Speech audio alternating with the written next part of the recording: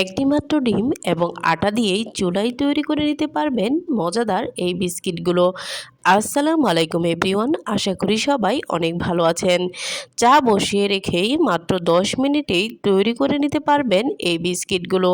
আর এই বিস্কিটগুলো একবার তৈরি করে সংরক্ষণ করে রেখে দিতে পারবেন সারা মাসের জন্য। আশা করি পুরো রেসিপিটির সাথেই থাকবেন। আমি এখানে নিয়েছি একটি মাত্র ডিম এবং এখানে নিয়েছি পরিমাণ মতো চিনি। আপনারা এখানে স্বাদ অনুযায়ী চিনির পরিমাণটা বাড়িয়ে কমিয়ে নিতে পারবেন। এবার ডিম এবং চিনির এই মিশ্রণটা আমি খুব ভালোভাবে মিক্সড করে নিব, যতক্ষণ না পর্যন্ত চিনিগুলো পুরোপুরি গলে না যায়। এবার আমি এখানে ব্যবহার করব কিছুটা গুঁড়া দুধ। এবার গুঁড়া দুধ দিয়ে আমি আবার কিছুক্ষণ মিক্সড করে নিব। এবার আমি এখানে নিয়েছি ছোট কাপ দিয়ে 2 কাপ পরিমাণ আটা। আপনারা এখানে ময়দা দিয়েও তৈরি করে নিতে পারবেন।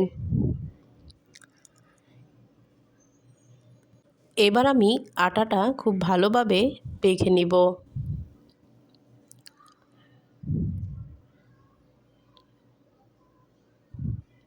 তো এখানে কিছুটা মাখা হয়ে গেলে দিয়ে দিলাম কিছুটা তেল।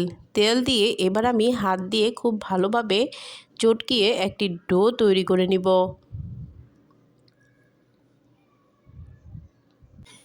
এই মিশ্রণটা অনেকক্ষণ যাবৎ খুব ভালোভাবে মেশাতে হবে।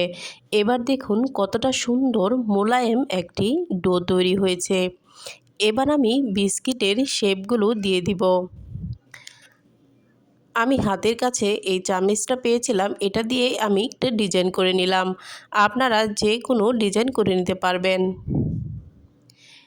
এইভাবে করে আমি সবগুলো বিস্কিট বানিয়ে নিয়েছি। এবার দেখুন আপনাদেরকে আরেকটা দেখাই।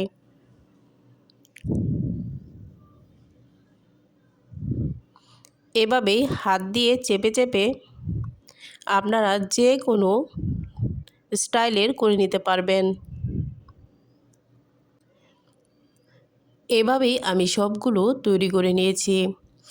এবার আমি একটি প্যানে তেল হালকা গরম করে বিস্কিটগুলো দিয়ে দিব। এখানে তেল কিন্তু বেশি গরম করা যাবে না, তাহলে বিস্কিটগুলো পুড়ে যাবার সম্ভাবনা থাকে। তো এখানে দেখুন বিস্কিটগুলো দেওয়ার সাথে সাথে কিন্তু ফুলে উঠছে।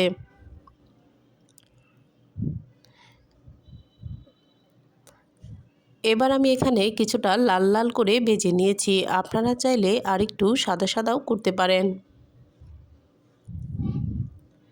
তো দেখুন এখানে আমার বিস্কিটগুলো কিন্তু ভাজা হয়েছে।